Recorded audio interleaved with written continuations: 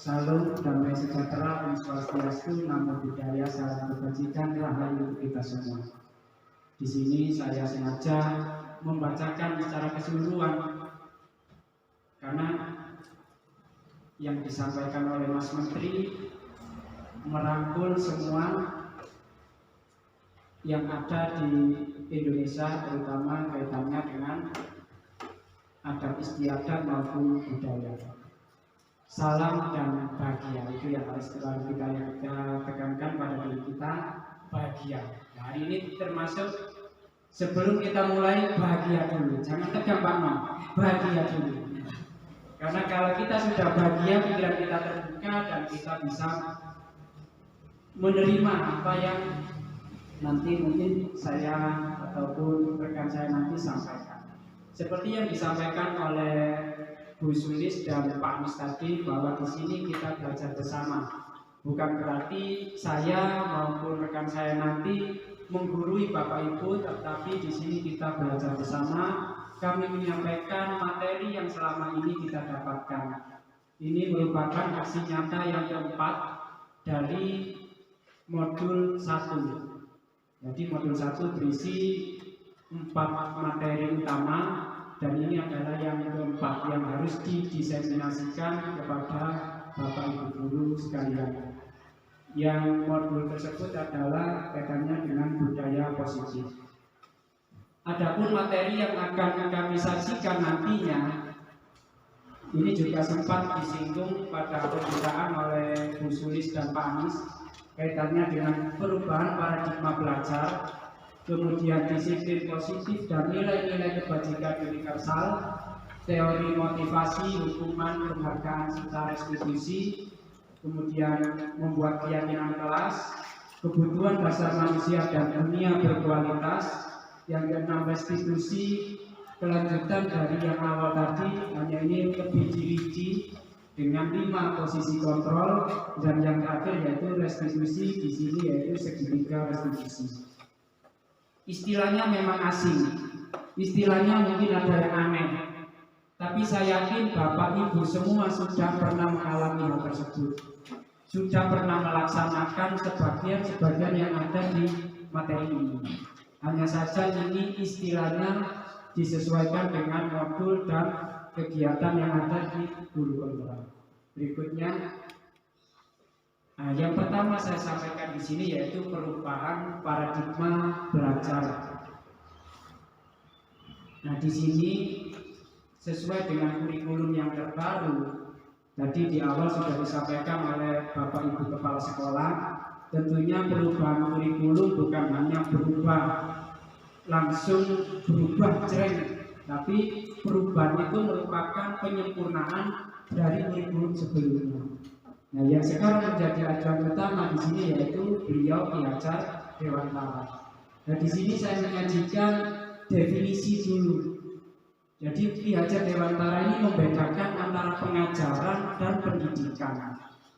Kalau pengajaran itu merupakan sub dari pendidikan, bagian yang ada dari pendidikan.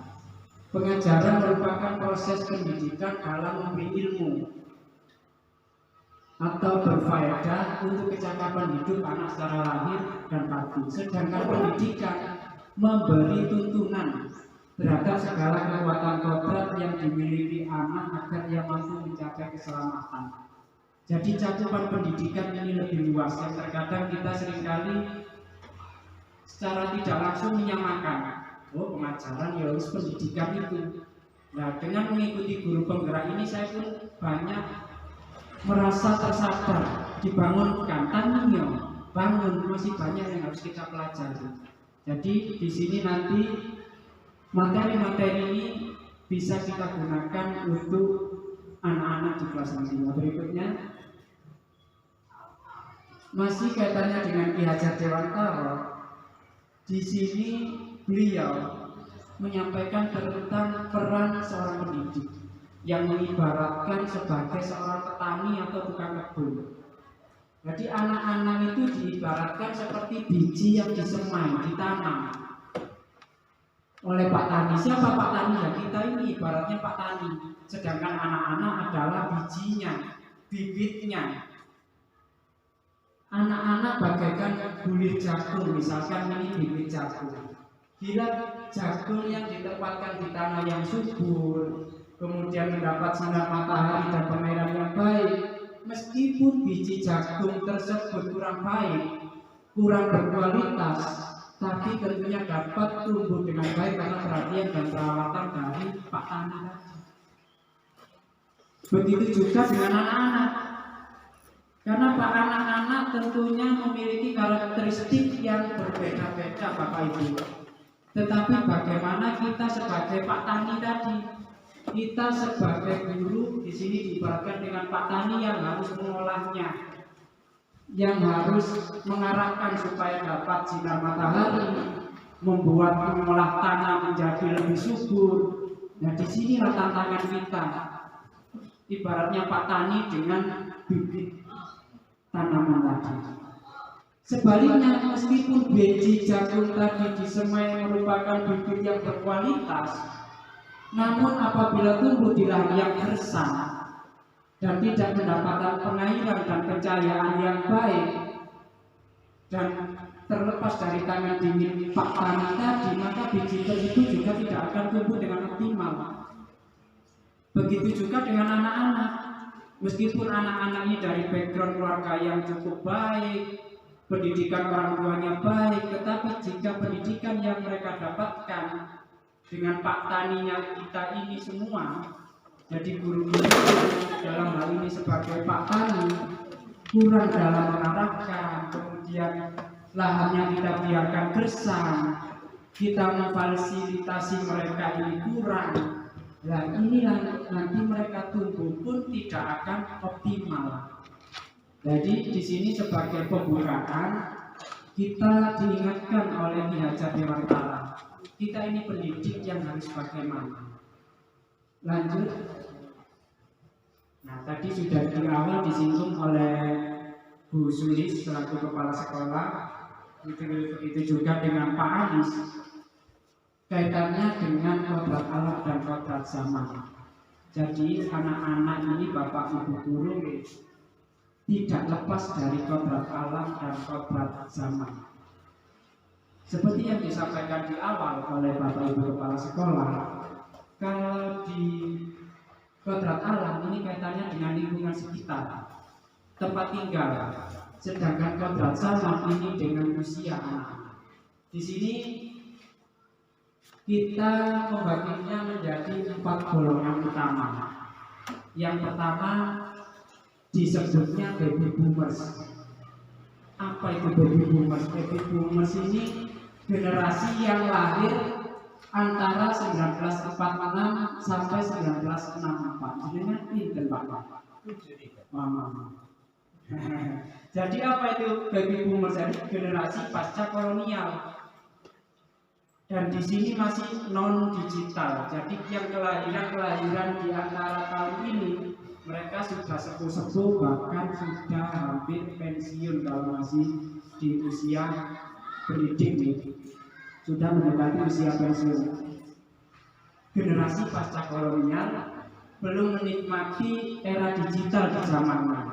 Dan menurut saya biasanya pemikirannya juga agak bahasanya kalau di modul itu agak kolot atau susah diajak berubah dengan saya karena memang ini kaitannya dengan perubahan saat itu berbeda dengan saat ini. Kemudian generasi X. Nah, generasi X ini usia 65 sampai kelahiran tahun 80. Mungkin di sini ada Pak No, Pak Anis, Bu Sulis. Ini generasi X yang sudah mengalami perubahan oleh non digital sampai digital, tetapi non digitalnya masih lebih besar, sedangkan pengalaman digitalnya masih belum terlalu banyak. Ini yang disebut generasi X. Berikutnya adalah generasi Y, yaitu sering disebut generasi milenial. Nah, ini kebanyakan di sini termasuk generasi milenial atau juga digital native awal tahun 81 sampai 96. Kenapa digital native awal? Karena di kelahiran tahun itu mulai sudah ada perubahan digital ke digital. Di tahun 80-an saya sudah mulai mengalami perubahan menjadi mulai ada kayak televisi sudah mulai banyak. Meskipun dulu di zaman saya TK harus nonton televisi ke tetangga yang sultan di zamannya lah gitu. Bedanya dengan sekarang televisi semua sudah punya. Kemudian di usia SMA itu mungkin sudah mengalami muncul HP, meskipun SMA belum ya, masih telepon yang konvensional. Jadi digital natif awal ini masih perubahan awal di dunia digital. Yang terakhir yaitu generasi Z. Nah, ini yang murid-murid kita saat ini, termasuk ada ibu guru yang masih kinyis-kinyis di depan saya, ini termasuk generasi Z. Karena kelahiran di 97 sampai 2012 termasuk murid kita saat ini. Kebanyakan juga generasi Z. Apa generasi Z? Yaitu sudah memasuki digital natif. Mereka tumbuh dan berkembang ditemani dengan teknologi. Jadi jangan heran kalau anak-anak sekarang sudah dekat dengan teknologi, gadget, dan apa ini yang disebut tadi dengan digital natif. Next, berikutnya kembali dengan kodrat alam dan kodrat zaman yang disampaikan di awal tadi. Kodrat alam, nah di sini kita dituntut seperti Pak Tani tadi. Kita diminta ayo jadi Pak Tani. Apa hubungan dengan kodrat alam mereka? Jadi kalau kita menjadi Pak Tani, mari kita rawat anak-anak kita, bibit-bibit yang kita semai ini, manfaatkan lingkungan sekitar. Sejalan dengan yang disampaikan Bapak Ibu Kepala Sekolah tadi, di Jatiarjo 1 banyak tegalnya, banyak di daerah wisata. Nah, kita manfaatkan lingkungan wisata, lingkungan perkebunan. Begitu juga di sini banyak perkebunan, pertanian, di belakang juga ada peternakan ayam cukup banyak. Dan di sinilah yang disebut dengan kodrat alam. Manfaatkan lingkungan sekitar sebagai sumber belajar. Jadi cukup jauh dari kodrat alam apabila saya mengajar di lingkungan Taman Safari. Banyak perkebunan yang saya ceritakan daerah tambak. Nah, tambaknya itu seperti ini. Dan anak-anak kan bingung, tambak itu apa, Pak? Jadi tambak itu seperti apa? Jadi ini yang dimaksud dengan kodrat alam. Jadi kita mengajar sesuai dengan lingkungan sekitar. Yang berikutnya kodrat zaman. Tadi juga sudah disinggung oleh Bapak Ibu Kepala Sekolah berdua. Kita ikuti perkembangan yang ada. Kalau memang sekarang sudah zamannya digital, sudah memasuki era digital, kita berikan digital, era digital ini kepada mereka, kepada anak-anak didik kita. Misalnya yang pernah saya lakukan di kelas 6, ini mungkin di kelas yang lain bisa sedikit berbeda. Saya manfaatkan gadget anak-anak. Yang pertama misalkan penggunaan komik strip. Ini aplikasi di HP yang gratis. Ini bisa untuk pelajaran PKN maupun SPDB, bahasa Indonesia juga bisa. Anak-anak tinggal memfoto kegiatannya sendiri, kemudian diminta merangkai menjadi komik nanti larinya ke SPDB. Biasanya saya lebih sering ke PPKN. Ayo nak, hak kewajiban. Kalau hak kewajiban hanya nulis, mereka paling sedikit sebentar sudah kelanggapan Bapak Ibu. Apa? Karena PPKN mungkin nggak menghitung, nggak seribut matematika, tapi cukup membosankan juga bagi anak-anak. Tapi ketika kita memberikan ayo membuat komik, Pak, di sini tuh desa banyak yang nggak punya HP misalkan, itu salah satu kendala. Kalau saya di kelas, anak-anak sudah dalam satu kelompok, komik nanti dikumpulkan dalam satu kelompok. Jadi misalkan ada anak-anak foto sendiri-sendiri, pengumpulannya tetap dalam kelompok itu. komiknya jadi satu, anggotanya siapa saja. Yang tidak punya bisa bergabung dengan teman yang punya. Jadi setiap perkembangan tentunya ada kendala. Kendala ini yang tetap harus kita pikirkan juga bagaimana solusi terbaiknya. Kemudian matematika. Matematika banyak yang mengeluh matematika, apalagi bangun uang, bangun data. Ini bagaimana bangun uang kan tidak semua sekolah punya sarpras yang memadai. Contohnya di tempat saya, kalau saya saat ini di matematika menjelaskan prisma, saya buat pakai karton. Karton tidak ada, jadi pakai kertas, karton, kardus, baru dirangkai. Yang berikutnya, tetapi ketika kita membuat melalui aplikasi, melalui media digital, misalnya di sini GeoGebra, yang bangun ruang yang sekiranya hanya membosankan ini bisa menarik bagi anak. Apalagi kita libatkan secara langsung anak-anak, ayo kita buat, kita libatkan langsung ke GeoGebra, pasti sangat menarik. Kemudian Pet Colorado. Pet Colorado ini kaitannya dengan rangkaian listrik sederhana saya di kelas 6. Cerita saya sedikit yang dulu pernah saya anggapannya anak-anak pasti bisa semua. Ternyata ada yang komplain juga. Pak, berdos. Nah, karena ini simulasi Bapak Ibu, simulasi membuat rangkaian listrik sederhana, hanya simulasi. Jadi sebelum saya mengajak anak-anak membuat rangkaian sebenarnya, saya minta buat simulasi dulu. Dari gambar yang dirancang, dibuat simulasi melalui website Pet Colorado ini. Gagal, bahkan sampai yang ada terbakar. Muncul apinya di HP-nya, Pak terbakar, sampai gosong, tidak aman. Seandainya itu rangkaian listrik di rumahmu seperti itu, bagaimana? Oh, bom rumah sampean. Jadi inilah pentingnya simulasi, memanfaatkan gadget anak. Ini yang kita mengikuti kodrat zaman dari anak-anak tadi. Kemudian Merge Explorer. Nah ini juga cukup menarik bagi anak-anak. Kaitannya dengan tata surya. Selama ini saya hanya menjelaskan via video dari YouTube. Ini video tentang planet Merkurius, ini Venus.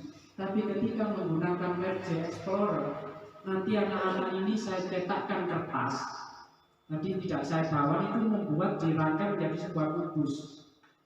Aplikasinya dibuka di HP, kubus ini langsung seperti diarahkan melalui kameranya, nanti langsung di tangannya ini menjadi tata surya. Jadi seolah-olah anak ini memegang tata surya di tangannya sendiri. Nah kalau diputer, ya dia muter. Dan misalkan di bagian yang di layar di HP-nya ini muncul gambar tata surya. Yang dipegang anak-anak hanya kotak saktinya itu tadi, kotak kubus Merge Explorer-nya.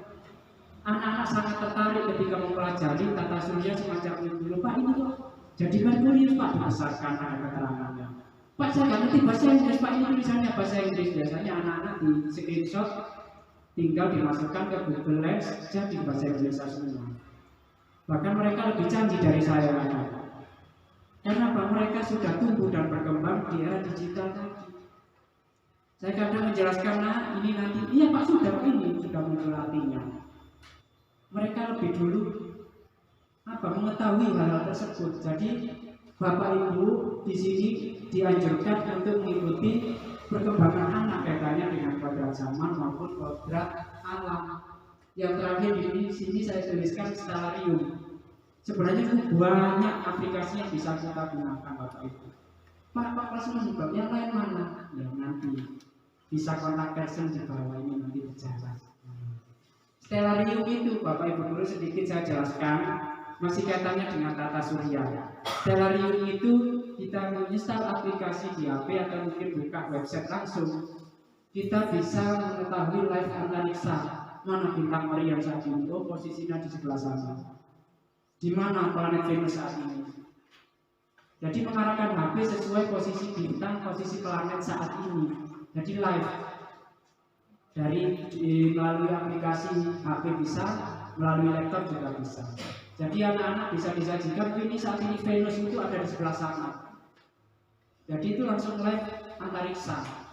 Jadi anak-anak seakan-akan dibawa langsung ke observatorium, tapi melalui digital tadi, media digital tadi. Jadi sekali lagi di sini kodrat alam dan kodrat zaman, mari kita sampaikan kepada anak-anak untuk memenuhi tadi Pak Tani dan bibitnya akan menjadi bibit yang unggul. Lanjut berikutnya, kaitannya dengan perubahan paradigma berikutnya ada satu kegiatan. Kalau di awal tadi saya hanya menjelaskan tentang menyampaikan tentang pembukaan kurikulum kaitannya dengan perubahan kurikulum paradigma belajar yang baru. Di sini saya ada kegiatan, satu kegiatan. Bapak Ibu diminta membuat satu tulisan kecil saja. Misalkan tulisan itu berisi password HP Bapak Ibu. Kalau password bagi yang sepuh-sepuh mungkin nggak ngefek ya. Coba bagi Bu Wiwi tulis HP-nya passwordnya apa?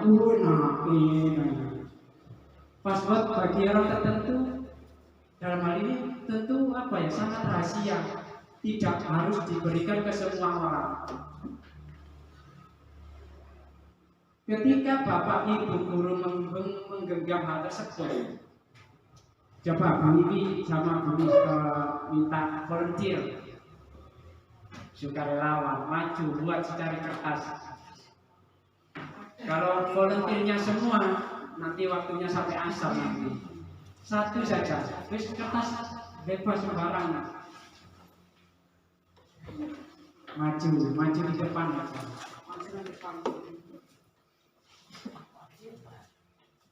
Tuliskan kira-kira hal yang penting dalam hidup, jangan nulis calonnya. Siapa Misbah? Misalnya nomor HP, nomor HP apa password dari gadgetnya, disobek aja gitu. Namanya sama ada calonnya. Siapa Misbah, Pak? Wah, bahaya ya. Kalau sudah dilipat digenggam. Untuk apa kegiatan ini dilakukan? Nanti apa penjelasannya? Boleh saya minta? Ini berdua saja. Ini salah satu saja. Unis simpen dulu, minta kertasnya Bu ini. Diminta. Dikasih. Kertasnya Bu Unis. Enggak. Kertasnya Bu Wiwi dikasihkan, kertasnya Bu Unis nggak dikasihkan. Yo, bagaimana?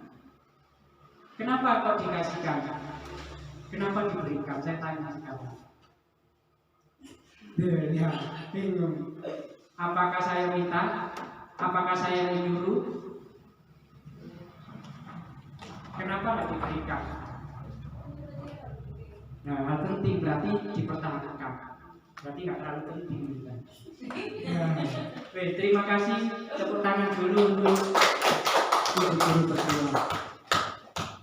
Ini saya contohkan sedikit saja. Kalau dipraktekkan semua, wah bisa ruami. Inti dari dua kegiatan, satu kegiatan tadi dari dua ibu guru tadi, yang satu memberikan, yang satu mempertahankan. Atas kemauan siapa? Apakah atas perintah saya sebagai pemateri di sini, atau atas perintah orang lain? Coba berikutnya. Nah, kaitannya nanti dengan ini, Bapak Ibu. Di sini nanti yang disebut dengan teori kontrol, teori pilihan. Jadi kegiatan tadi yang mengontrol sepenuhnya siapa? Nah, diri sendiri, bukan orang lain. Ada yang berusaha mempertahankan, ini penting kok aku dikasihkan. Ada yang apa nulis, kamu kayak apa lihat teman saya melas. Tapi atas dasar kemauannya sendiri, bukan orang lain. Begitu juga anak didik kita. Nah, ini dikembalikan ke anak didik kita saat ini. Jangan beranggapan kita bisa mengontrol seseorang ini, tak payah ini, tak minta ya tadi, lu makanya punya saya, ya wes kasihkan. Tapi atas dasar siapa? Kemauan pribadi. Begitu juga dengan anak didik nantinya. Yang pertama, ilusi guru mengontrol murid.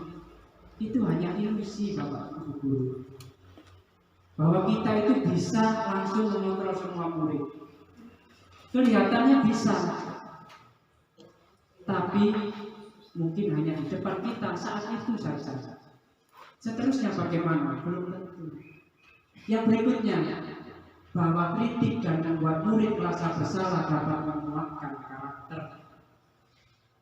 Contohnya apa? Ketika mereka melakukan suatu kesalahan, kamu itu salah, waduh dijat sedemikian rupa, dia mereka kuat. Ini ilusi juga. Ilusi bahwa semua penguatan positif, efektif dan bermanfaat. Apakah harus dipuji terus? Ya tidak. Yang berikutnya, ilusi bahwa orang dewasa memiliki hak untuk memaksa. Dan ini semuanya dalam pendidikan guru penggerak disebut ilusi. Itu kenapa tadi ada kegiatan, ada yang menggenggam, ada yang meminta, ada yang memberikan, ada yang menolak. Karena pada dasarnya yang dapat mengontrol adalah diri sendiri, bukan orang lain. Begitu juga anak didik. Jadi yang dapat mengontrol, oh saya mau ini, mau begitu, ya diri sendiri. Next berikutnya. Nah di sini siapa sesungguhnya yang memiliki kontrol tadi sepenuhnya? Jadi berdasarkan teori tersebut, kalau sebelumnya kita hanya mengenal stimulus respon. Nah kita dalam mengajar ada yang namanya stimulus respon. Kita mencoba mengubah agar orang berpandangan sama dengan kita. Bapak Ibu guru begini loh, nanti sudah begini. Tapi kalau teori kontrol pilihan, kita berusaha memahami dari sudut pandang orang lain, pandangan orang lain tentang dia. Maksudnya apa? Dari sudut pandang orang lain. Oh, saya memandang permasalahan si A itu seperti ini. Menurut guru B, ternyata permasalahan itu harusnya seperti ini. Menurut si C itu seperti ini. Nah ini yang dimaksud dalam teori kontrol. Kita tidak langsung mengajak sesuatu harus seperti ini, tapi bagaimana kita merangkul semuanya untuk memahami dari berbagai sudut pandang. Yang berikutnya, kalau stimulus respon, perilaku guru itu dinilai suatu kesalahan. Anak-anak melakukan suatu kesalahan, ya salah, titik salah. Tapi kalau berdasarkan teori kontrol pilihan, stop, jangan langsung menjudge hakimi. Karena apa? Semua perilaku memiliki tujuan. Tujuannya apa? Nanti ada penjelasan berikutnya. Orang lain bisa mengontrol saya, itu dalam stimulus respon. Tetapi pada teori kontrol pilihan yang sudah dipraktekkan tadi, yang bisa mengontrol adalah diri sendiri, bukan orang lain. Pemaksaan ada pada saat juga gagal. Kalau tadi mungkin tidak sampai ada pemaksaan, karena langsung diberikan sama Buni. Dan Buni juga mempertahankan, tapi Buni mau memaksa karena tega. Jadi belum sampai ada pemaksaan. Tetapi pada teori kontrol pemaksaan itu tidak ada. Karena mengedepankan kolaborasi, konsensus, kerjasama untuk menciptakan pilihan baru. Jadi bukan hanya sekedar terus ayo itu ini, tapi ayo kita bicara bersama, ayo kita musyawarah. Dan di sini pentingnya kolaborasi. Yang terakhir yaitu model berpikir menang kalah. Tapi dalam teori kontrol pilihan tidak ada menang kalah, tapi win-win solution, yaitu menang ya menang, dua-duanya menang, tidak ada yang dirugikan. Jadi saling diuntungkan. Next. Teori kontrol tadi disampaikan oleh Dr. William Glasser, seorang psikolog. Kayaknya bukan dari Rejo maupun Jatiarjo, William mana? Ini nanti tabel yang akan kita pelajari hari ini secara keseluruhan. Mulai dari teori kontrol, sampai dengan restitusi. Next berikutnya, disiplin positif dan nilai kebajikan universal. Apa sebenarnya disiplin positif? Sebelum kita mengenal lebih jauh, karena ini materinya berurutan ya, mulai dari awal pengenalan perubahan paradigma, konsepnya seperti ini. Kemudian ada teori kontrol, ini harusnya seperti ini. Kemudian kita beralih ke disiplin. Sebelum membahas lebih jauh, kita pelajari sedikit-sedikit Bapak Ibu. Disiplin berasal dari bahasa Latin disiplina yang artinya belajar. Jadi disiplin sesuai makna bahasanya itu hanya belajar, sudah titik. Akan tetapi di Indonesia sudah menjadi hal sudah membudaya salah kaprah. Seolah-olah disiplin itu berubah menjadi sesuatu yang dilakukan untuk mendapatkan kepatuhan. Kaitannya dengan peraturan, harus disiplin. Padahal disiplin sebenarnya itu adalah belajar. Kalau sesuai dengan tata bahasa asalnya. Jadi disiplin yang sekarang saat ini secara umum menghubungkan dengan ketidaknyamanan. Kemudian apa yang kita hargai, pencapaian suatu tujuan mulia itu disiplin. Jadi sudah bergeser dari makna aslinya yang hanya mengedepankan untuk belajar. Jadi di sini kita disiplin positif, berarti ya kita belajar hal-hal yang positif. Bukan berarti disiplin positif, berarti nanti ada peraturan-peraturan ini yang perlu kita pahami dari awal. Next berikutnya, kaitannya dengan nilai kebajikan universal. Karena di sini ada kata universal, berarti secara menyeluruh. Nilai kebajikan positif manusia, sifat positif manusia merupakan tujuan mulia yang dijaga setiap individu. Nah, ini tadi yang saya sampaikan di awal, setiap perilaku perbuatan memiliki suatu tujuan. Disampaikan oleh Dr. William Glasser tahun 1984. Sejak tahun 84. Tapi baru sampai di kita hampir 40 tahun baru diterapkan di pendidikan saat ini. Begitu juga Ki Hajar Dewantara dengan taman siswanya sekian puluh tahun yang lalu, mungkin hampir 100 tahun, tapi baru kita matangkan lagi di paradigma belajar yang baru ini. Kemudian nilai kebajikan yang ingin dicapai nanti kaitannya yaitu dengan profil pelajar Pancasila. Beriman, bertakwa kepada Tuhan Yang Maha Esa, berakhlak mulia, mandiri, bernalar kritis, berbineka global, gotong royong dan kreatif. Nanti intinya, ujungnya nilai kebajikan universal itu larinya ke profil pelajar Pancasila. Lanjut.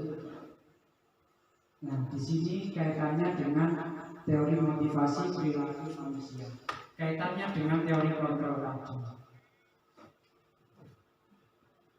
Untuk menghindari ketidaknyamanan hubungan. Tadi misalkan ada kegiatan seperti tadi. Kenapa saya memberikan? Oh, karena saya takut pintu ini. Nah, ini berarti mungkin masih ada rasa menghindari ketidaknyamanan. Mungkin karena Bu Wiwi di dekat saya, mulai bergetar gelora, menggelora jiwa raganya. Kupu. Ini mungkin berusaha menghindari ketidaknyamanan tadi. Masih ada motivasi eksternalnya. Wis cari aman, kasihkan tulis. Nah, yang berikutnya untuk mendapatkan imbalan dari orang lain. Sadar atau tidak, terkadang yang kita lakukan seperti ini. Ketika kita di lembaga, apa yang kita lakukan? Jangankan orang lain, saya pun terkadang muncul hal semacam ini, Bapak Ibu. Satu, menghindari hukuman. Pulang jam berapa? Kamu ya jam aku, kamu ya aku. Nah, ini termasuk masih ada motivasi eksternal, menghindari hukuman. Yang kedua, mendapat imbalan orang lain. Imbalan ini tidak hanya berupa materi, bisa ujian dan sebagainya. Saya akan ikuti CGP biar semuanya mengenal saya, biar saya terkenal, viral, banyak orang yang, nah ini berarti ada motivasi eksternalnya. Tapi yang terbaik adalah bagaimana kita ke arah disiplin positif ini, membangkitkan motivasi internal kita. Saya akan menjadi orang yang seperti apa bila saya melakukan. Jadi sebelum melakukan sesuatu, saya nanti akan bagaimana. Jadi dikembalikan ke dirinya sendiri, untuk menghargai dirinya sendiri. Bukan karena kepala sekolah, bukan karena bapak pengawas, bukan karena bapak kepala dinas, bukan karena nanti takut dipanggil BKP SDM, tapi karena menghargai dirinya sendiri. Saya mengajar karena saya alasannya begini. Intinya apa? Kita di sini berusaha mengembangkan motivasi internal, termasuk kepada peserta didik.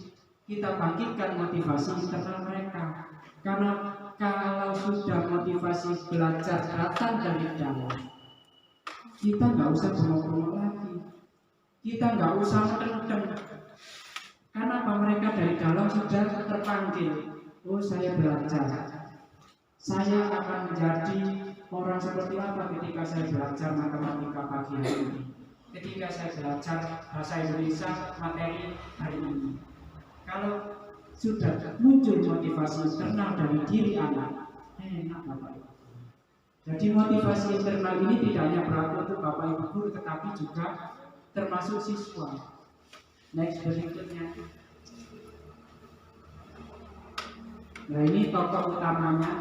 Ini alasan kenapa hari ini saya pakai kacamata dan topi. Bukan karena menyamakan, oh itu sudah berikut. Nah ini mungkin yang saat ini yang versi masa muda diajar Dewantara. Mirip. Nah, actingnya begitu Pak Anam ya. Iya, mirip. Merdeka belajar. Merdeka itu apa? Menurut diajar Dewantara, merdeka itu artinya tidak hanya terlepas dari perintah, akan tetapi juga cakap membuat. Apa cakap buat pemerintah diri sendiri? Yang artinya anak-anak nantinya tidak hanya terlepas dari perintah guru saja. Tadi kaitannya dengan teori kontrol sudah dibahas di awal. Kita tidak bisa mengontrol secara utuh diri anak, tapi bagaimana kita membangkitkan motivasi internal mereka. Kenapa? Biar mereka merdeka secara utuh. Karena kalau sudah bisa terlepas dari perintah, jadi guru tidak sedikit, ayo merintah ini harus begini, harus begini. Ya perintah tetap ada tentunya Bapak Ibu guru dalam hal mengarahkan dan menuntun, tapi bukan langsung perintah yang seterusnya anak-anak diperintah secara terus-menerus.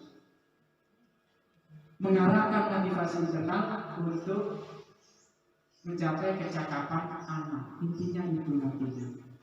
Lanjut berikutnya. Nah ini kaitannya dengan teori motivasi juga tadi. Apakah penghargaan itu baik? Belum tentu. Saya ketika menemui materi ini juga kaget dan saya rasakan ternyata benar. Kalau dihukum oleh hukuman itu pasti semua merasakan. Kalau sudah jelas-jelas dihukum, dicap kamu salah. Tapi bagaimana jika dihukum oleh penghargaan? Nah, jadi ini mengingatkan kepada kita semua bahwa penghargaan berlaku sama dengan hukuman. Dalam arti meminta atau membujuk seseorang melakukan sesuatu untuk memenuhi suatu tujuan tertentu dari yang meminta atau membujuk. Dorongannya eksternal dan akan ada faktor ketergantungan. Contoh sederhana saja. Nanti yang ranking 1 dapat ini penghargaan. Menghukumnya dari mana? Saya kalau nggak ranking lagi bagaimana? Itu bagaimana? Dari sisi psikologi anak. Lalu bagaimana yang tidak pernah ranking lah? Selamat paling simple yaitu saya sudah kalah. Ini yang dimaksud dihukum oleh penghargaan. Maksud kita kadang-kadang baik, tapi di satu sisi justru itu menjadi sebuah cambuk bagi yang lainnya. Penghargaan terkadang juga mengurangi ketepatan. Penghargaan tidak efektif, bahkan bisa merusak hubungan. Juga bisa merusak hubungan. Yang diberi penghargaan bagian, yang lain tidak diberi, akhirnya blunder. Nah, ini yang dimaksud penghargaan merusak hubungan. Jadi penghargaan boleh, tapi harus kita pikirkan secara matang. Jangan sampai penghargaan ini justru berubah menjadi suatu hukuman. Lanjut berikutnya. Penghargaan itu juga bisa menurunkan kualitas. Kenapa? Mematikan kreativitas dan mengurangi motivasi intrinsik. Misalnya Bu Wiwi atau mungkin Pak Robi kemarin sudah mencapai membuat karya ilmiah. Ini mendapatkan sertifikat dari dinas misalkan dan beserta amplopnya. Misalnya di satu sisi membahagiakan, tapi di satu sisi terkadang bisa menurunkan kualitas. Kenapa? Oh, aku soalnya ya sudah, kan saya sudah dapat, belum tentu bisa membangkitkan kreativitas. Itu terkadang saya ketika menemui materi juga tersadar, ternyata iya benar. Dengan memperoleh penghargaan terkadang secara tidak sadar kreativitas kita berhenti. Saya sudah memperoleh, kenapa harus mikir yang lagi gitu. Sehingga motivasi intrinsik dari dalam ini makin lama makin pudar. Jadi sekali lagi hati-hati, harapan yang diharapkan dari materi ini adalah hati-hati dalam menyampaikan suatu penghargaan. Lanjut berikutnya. Lalu bagaimana seharusnya kalau penghargaan itu harus hati-hati? Kita merubahnya menjadi program kebajikan atau suatu apresiasi. Beri pengakuan secara khusus, secara pribadi. Kalau hanya untuk personal ya, hanya untuk satu anak, misalkan satu orang, ya secara khusus saja, bukan di hadapan semua. Kemudian pengakuan semua murid perhatian jika memang itu untuk murid-murid. Oh ya ini bagus karena begini, si B ini juga bagus karena kelebihannya ini. Bukan hanya satu anak, bukan hanya 1, 2, 3 saja, tapi secara keseluruhan. Ini yang dimaksud dengan program kebajikan apresiasi. Jadi dilakukan secara menyeluruh dan itu diberikan secara konsisten. Dan yang terakhir tadi, ini screen. Fokus pada proses. Jadi apa yang sudah dilakukan misalkan pada peserta didik, yang kita berikan suatu program kebajikan apresiasi ini adalah dari prosesnya yang kita utamakan, bukan personalnya. Oh si A ini ibunya sering mirip saya tadi, berarti dia baik. Nah, bukan seperti itu ya, tapi bagaimana proses yang sudah dilalui seorang anak. Lanjut berikutnya. Nah ini contohnya dari apresiasi kebajikan. Kemarin saya perhatikan rasa empatimu besar sekali pada saat menolong murid baru di kelas kita. Saya menghargai kepedulianmu pada saat kamu membantu teman-temanmu di tugas kelompok. Jadi bukan hanya sekedar ya sudah baik untuk si A tepuk tangan. Terkadang tepuk tangan itu juga ya maksud tadi penghargaan. Jadi sekali lagi mari kita berikan penghargaan yang tepat. Jangan sampai justru penghargaan menjadi suatu hukuman. Lanjut berikutnya. Nah, ini karena kaitannya dengan hukuman yang saya sampaikan tadi, ada penghargaan berubah jadi hukuman. Nah sekarang kaitannya hukuman dan konsekuensi. Belum. Saya ingin Bapak Ibu guru yang di sini membaca dulu kira-kira mana yang pernah saya lakukan. Semua 99,99% mencapai 100 kali. Lari keliling lapangan basket. Ayo Ustaz, saya kalau Pak Lutfi boleh, beda. Hanya Pak Lutfi yang bisa melarikan lari, karena berolahraga sama Pak Amin. Tapi bagi yang berkelas hati-hati. Nah terus mana yang hukuman, mana yang konsekuensi. Nah sekarang mari kita bersama bedakan mana hukuman, mana konsekuensi. Hukuman itu sifatnya mendadak, tidak ada kesepakatan. Tetapi konsekuensi itu sudah ada kesepakatan.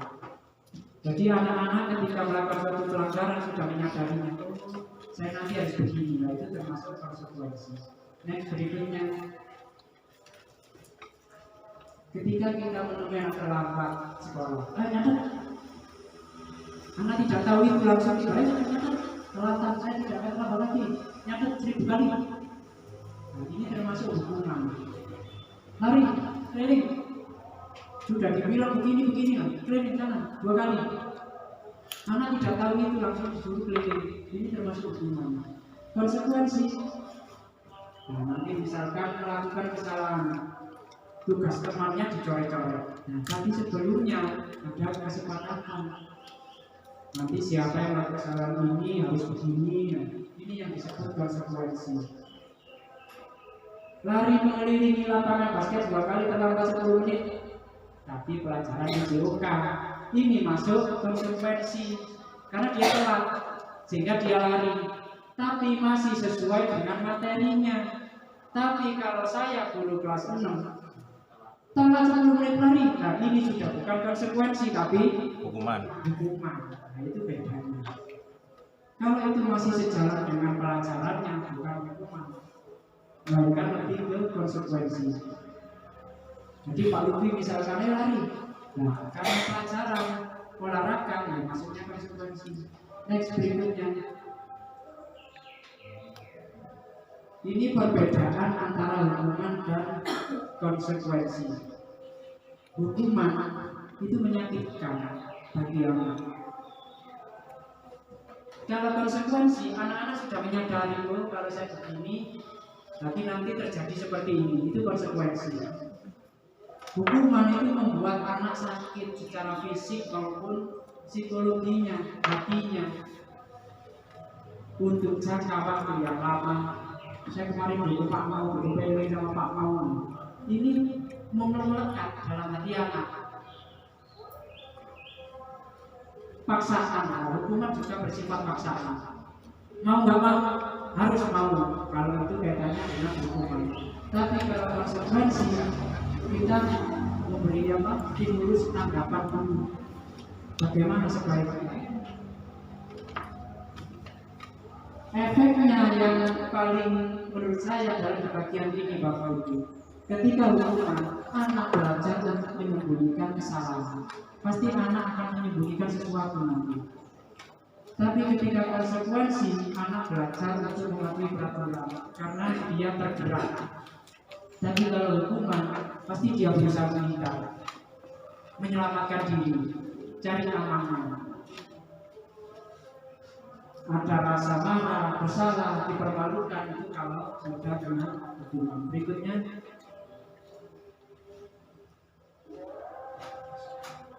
next.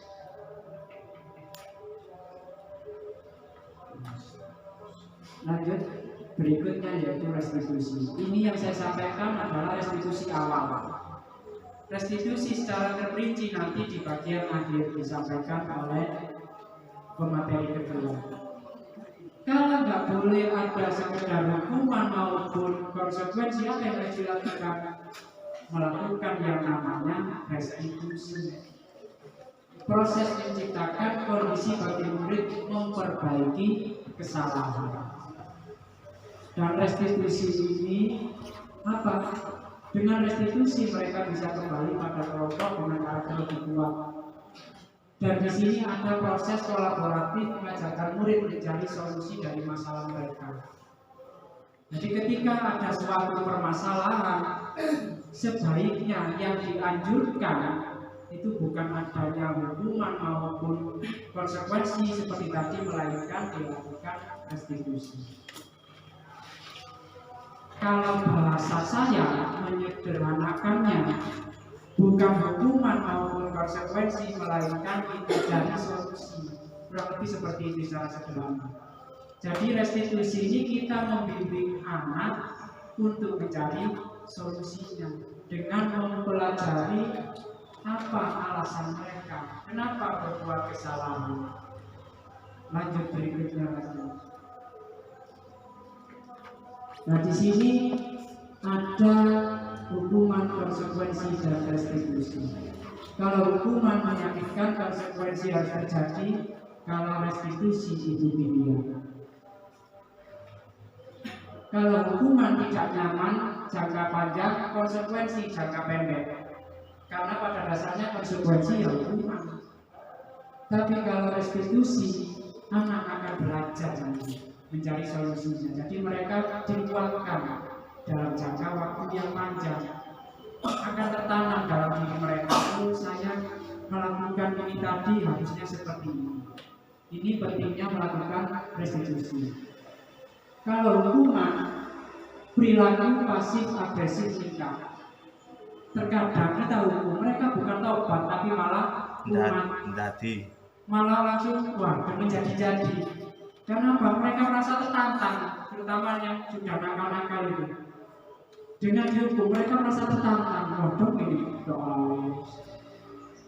Tapi konsekuensi penguatannya hanya jangka waktu pendek. Terkadang mereka tobat tapi sebentar. Tapi dengan restitusi, di sini kita cari akar masalahnya seperti apa. Kita tuntun anak-anak bagaimana memecahkannya. Kenapa melakukan seperti itu? Sehingga mereka menyadari secara internal. Balik ke pembahasan awal motivasi internal. Jadi masih saling terkait. Kalau hukuman itu bersifat negatif, konsekuensi itu lebih ke netral, sedangkan restitusi itu arahnya positif. Nah, jadi nanti budaya positif salah satunya yaitu kita melakukan restitusi. Lanjut berikutnya.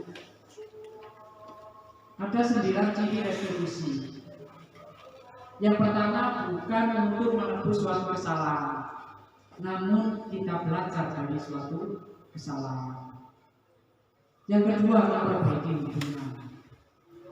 Yang ketiga, restitusi itu tawaran, bukan paksaan. Yang keempat, menuntut untuk melihat ke dalam diri. Nah, disinilah membangkitkan motivasi internal tadi. Yang kelima, mencari kebutuhan dasar yang mendasari tindakan. Nanti ada pembahasan tentang kebutuhan dasar. Yang keenam, restitusi diri adalah cara yang baik. Fokus pada karakter bukan tindakan. Karakter ini kaitannya dengan kebutuhan dasar manusia nanti. Alasan melakukan hal tersebut. Restitusi fokus pada solusi. Jadi yang dimaksud budaya positif di sini, kita hindari yang negatif. Misalkan suatu anak-anak benar-benar melakukan kesalahan, jangan fokus ke kesalahan, tapi bagaimana kita fokus pada solusinya. Apa yang harus kita lakukan? Ini salah satu yang dimaksud dengan budaya positif. Jadi kita belajar untuk memecahkannya, bukan membahas kesalahan yang ada secara terus-menerus. Yang ke-9, mengembalikan murid yang berbuat salah pada kelompoknya. Nah, ini juga hal sulit Bapak Ibu. Ketika anak sudah melakukan suatu kesalahan dalam satu kelompok, terkadang dia disisihkan. Pak tidak mau berteman dengan itu Pak. Dia usil, dia jahil, dia ini, dia itu. Nah, restitusi ini kita terapkan sehingga fungsi yang ke-9 nantinya cirinya itu mengembalikan murid yang berbuat salah pada kelompoknya lagi, sehingga bisa diterima kembali, tidak disingkirkan lagi. Jadi inilah pentingnya restitusi. Next berikutnya, nah keyakinan kelas. Keyakinan kelas ini nanti disampaikan pada pemateri. Nah, untuk materi yang saya sampaikan sekian menit, sekian waktu tadi, mungkin ada Bapak Ibu guru yang ingin menyampaikan suatu pertanyaan, dipersilakan. Jadi mulai awal kaitannya dengan perubahan paradigma belajar.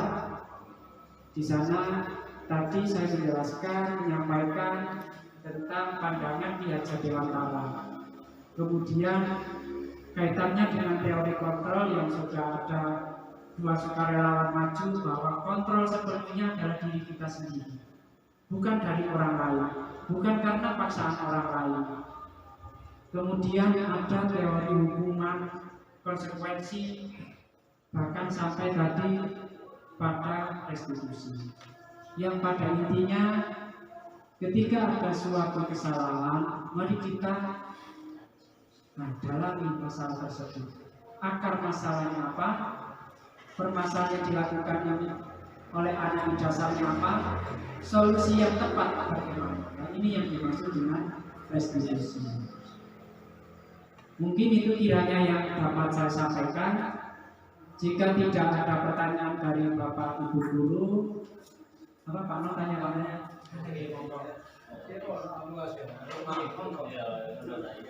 Assalamualaikum warahmatullahi wabarakatuh. Waalaikumsalam. Semoga bagus dan narasumber utama. Tadi disinggung masalah hukuman anak.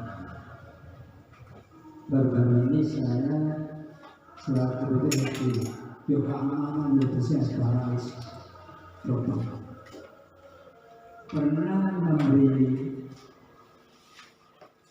ajaran karena terlalu nakal sehingga saya pukul,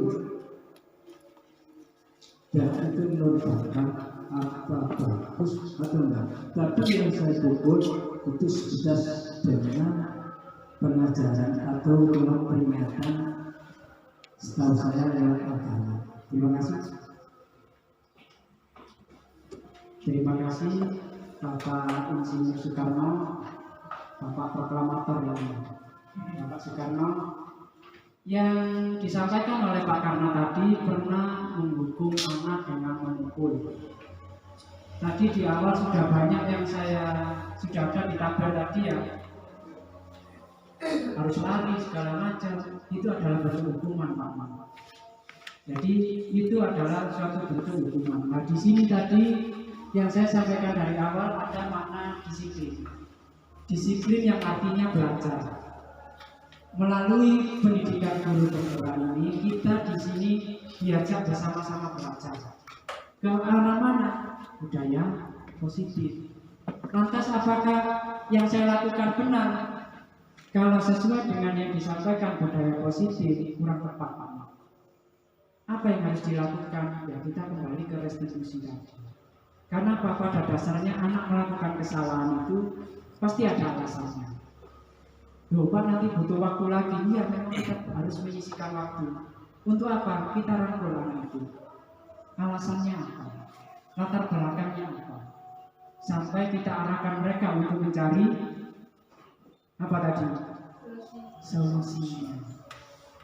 Sehingga anak-anak akan memunculkan apa ya? Motivasi internalnya. Oh, saya tadi diingatkan, ternyata saya memang salah.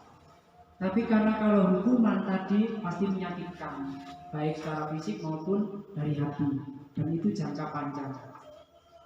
Dan di sini saya tidak membahas tentang agama gitu. Nanti Pak, anjuran Nabi dan sebagainya. Di sini yang kita tanamkan ke anak yaitu budaya positif tadi. Mari kita munculkan hal-hal yang baik. Jadi hal-hal yang sekiranya kurang baik, mari kita hindari. Nah, karena tadi sudah ada kata disiplin yang namanya belajar Pak Mam sama. Di sini saya bukan berarti ya wis sempurna, bukan, saya juga belajar. Karena di tabel yang sekian banyak semua saya juga pernah. Nyuruh anak lari, sampai push up, ngejar, segala macam semua sudah pernah. Nah, itu mungkin hal yang sering kita lakukan, tapi mari kita belajar untuk memperbaiki diri, membiasakan budaya yang positif ini, hal-hal yang positif bagi kita sebagai pengajar, sebagai pendidik, positif juga bagi anak-anak. Mungkin itu jawaban yang saya sampaikan, Pak Nuri. Apakah masih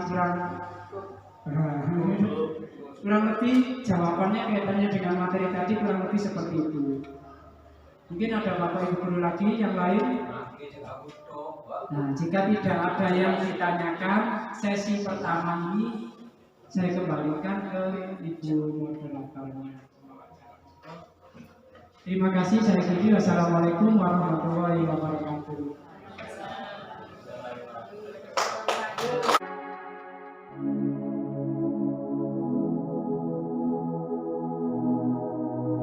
Assalamualaikum warahmatullahi wabarakatuh.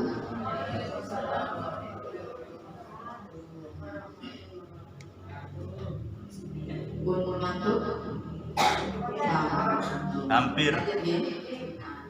Di sini untuk materi selanjutnya di sini setelah Bapak Ibu semua tadi mempelajari tentang atau mengenal tentang beberapa paragraf di situ yang disampaikan mulai dari Ki Hajar Dewantara, kemudian masuk ke golongan teori, hukuman, konsekuensi, restitusi. Nah, sekarang masuk ke kelasnya. Jadi tadi secara umum untuk pendidikan dan sekolah. Nah, sekarang masuk kita fokus ke dalam kelas. Di sini yang pertama itu keyakinan kelas. Apa itu keyakinan kelas? Kalau zaman dahulu kita mengenalnya paling bukan keyakinan, peraturan, aturan, berarti diatur. Dan sesuatu yang menakutkan, takut untuk dilanggar. Ya, jadi Bapak Ibu semua dulu kalau zaman sekolah peraturannya tidak boleh datang terlambat. Kalau terlambat, ketika contohnya mengikuti upacara, terlambat dipanggis. Nah, takut, malu. Nah, itu peraturan. Sedangkan di sini keyakinan dibuat bersama. Masuk di keyakinan kelas. Nah, kenapa harus membuat keyakinan kelas di sini? Nah, seseorang, khususnya di sini adalah anak, murid, itu akan melakukan sesuatu jika sesuatu tersebut dia yakini, dia buat sendiri. Ya, jadi di sini seseorang akan lebih tergerak dan bersemangat untuk menjalankan keyakinannya daripada hanya sekedar mengikuti serangkaian peraturan tertulis tanpa adanya makna. Jadi anak-anak cuma menjalankan, dia tidak tahu peraturan itu baiknya untuk apa, fungsinya untuk apa. Pokoknya disuruh Bapak Ibu guru datang tepat waktu, nggak tahu tujuannya. Anak jadinya paling untuk dipares, paling yowis. Nah, di sini kita mengajak anak-anak bersama-sama untuk meyakini. Nah, tadi kata-katanya dulu berupa peraturan, sekarang diganti namanya keyakinan kelas. Nah, di sini mengapa kita memiliki peraturan tentang penggunaan helm pada saat mengendarai kendaraan bermotor? Bapak Ibu sekalian, ketika di jalan raya, ya, kalau ada Pak Polisi lah buka kabel, ini terutama di perempatan Taman Dayu, ya kan? Biasanya ada operasi. Bapak Ibu, sing buri gak nyeleman, nyelempit karuan. Takut apa? Mengeluarkan uang. Apa? Ketilang, duit hilang. Nah, ya kan? Tilang, duit hilang, mati. Padahal nggak tahu kan mungkin. Kenapa aturan ini tidak boleh tidak memakai helm di jalanan? Kenapa? Pokoknya udah hilang, duit hilang. Hasilnya kan ngomong ya. Utamanya kan itu bukan untuk keselamatan aslinya. Orang yang tidak tahu paling mendengar semua ya benar, saya juga benar. Kalau tidak ada Pak Polisi, apa-apa di kono kantor operasi helman, ya kan? Sering ini kok PT lo, helman ada, wonten ya Iku lho. Nah, sebenarnya kan tidak aman, tapi karena tidak ada Pak Polisi, berhenti. Nah, di situ. Nah, kenapa alasan di situ cuman karena takut, bukan alasan keselamatan. Nah, kemudian ada pertanyaan yang kedua tentang keyakinan di sini. Nah, mengapa kita memiliki peraturan tentang penggunaan masker dan mencuci tangan setiap saat? Betul. Bapak Ibu bisa melihat corona? Nah, bisa kan? Saya juga enggak. Kenapa masker?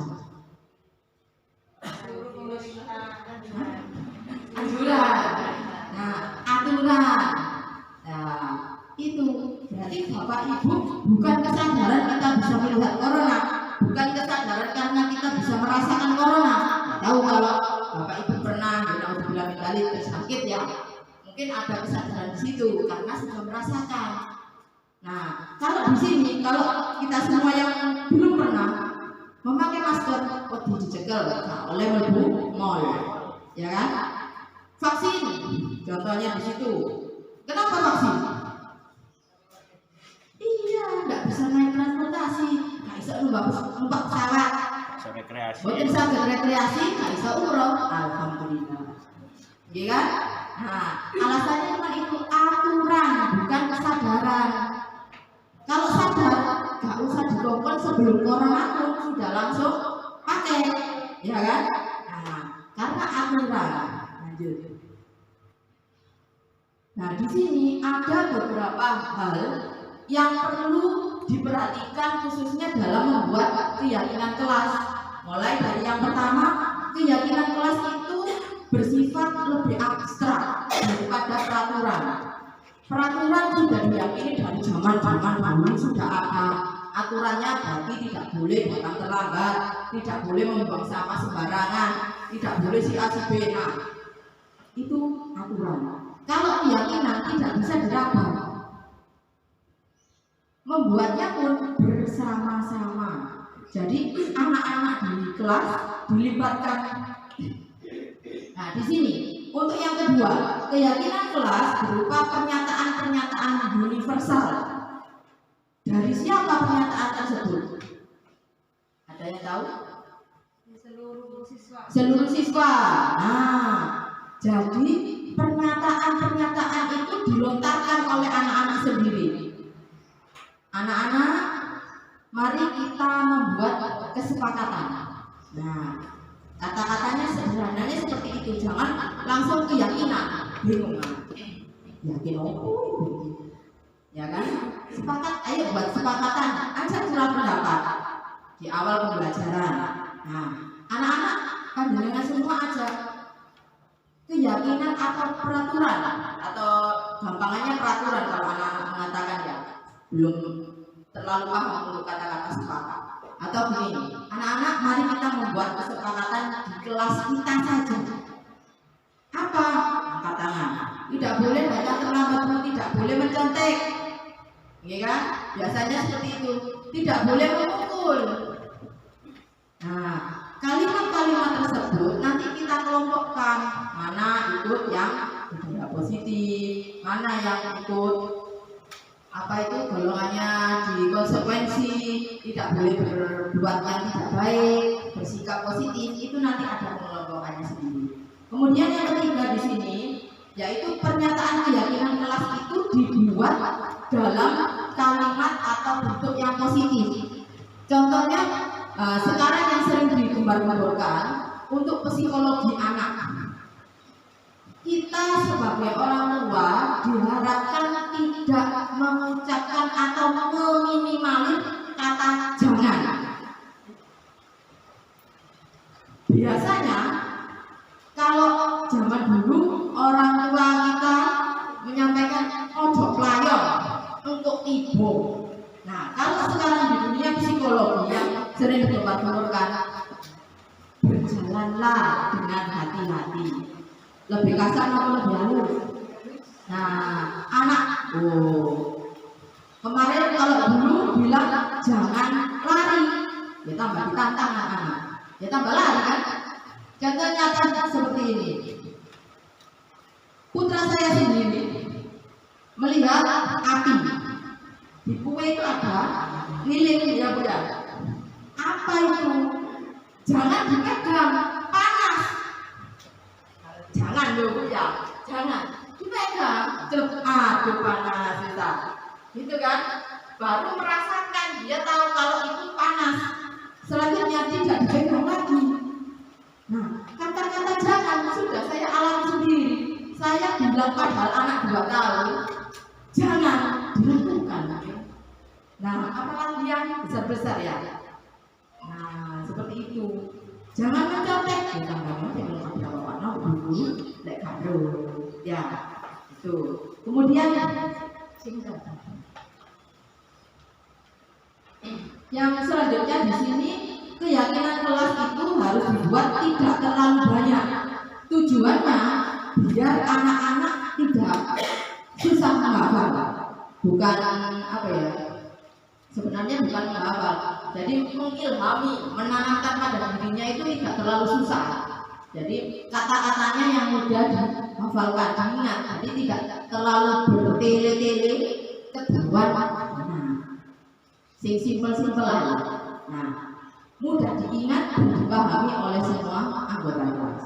Kemudian yang selanjutnya, di situ keyakinan kelas hendaknya sesuatu yang dapat diterapkan di lingkungan. Jadi dibuat yang sederhana saja, tindakan-tindakan sederhana yang sering kali muncul atau sering kali biasanya dilanggar anak-anak. Contoh mencontek, datang terlambat, biasanya itu. Kemudian yang selanjutnya, semua anggota kelas hendaknya ikut berkontribusi dalam pembuatan keyakinan kelas melalui curah pendapat. Seperti yang saya sampaikan tadi, jadi anak-anak diajak melakukan curah pendapat, diskusi. Kamu mau berpendapat apa untuk keyakinan kelasmu? Mau buat seperti apa? Pengenmu kelasmu seperti apa? Jadi anak-anak diusahakan berani tampil, berani mengutarakan pendapat. Kemudian yang terakhir di sini yaitu semua anggota kelas bersedia meninjau kembali keyakinan kelas dari waktu ke waktu. Nah, di sini kalau semua anggota kelas berarti yang berperan mengajak dulu siapa?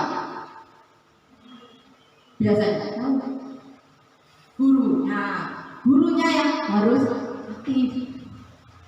Sesekali lah Bapak Ibu aja anak-anak, mungkin dari beberapa kejadian Bapak Ibu ajak lah anak-anak dari kesepakatan kelas tadi, adakah yang perlu diubah, adakah yang perlu ditambah.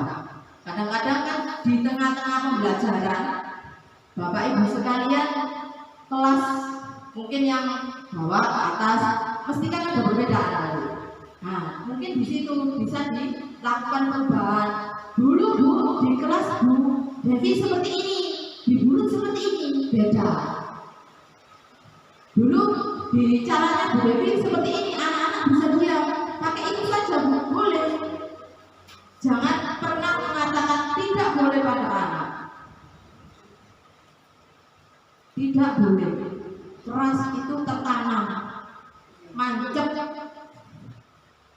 Kalau di pembelajaran guru penggerak ini pernah mengatakan beberapa instrukturnya, bagaimana atau pernahkah Bapak Ibu mendapatkan pembelajaran atau ketidakenakan dari guru-guru Bapak Ibu terdahulu? Banyak sekali yang menjawab. Salah satunya itu juga ada bertahan di Sultan, macet sampai saat ini. Itu terjadi pada saya sendiri. Disentak sama gurunya.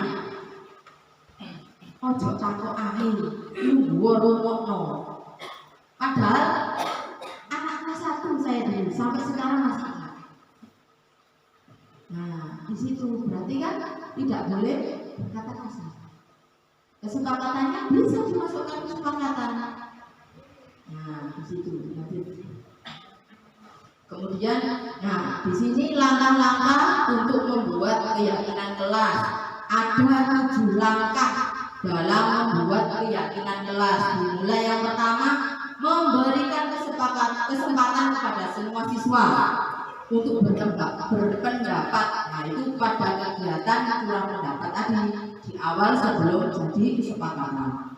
Nah, di situ kemudian dari semua masukan dicatat di papan boleh, atau di kertas nanti ditempel-tempel bisa. Itu masukan dari semua siswa. Jangan ada yang menyepelekan. Kadang kan si A arek kan ada yang istimewa.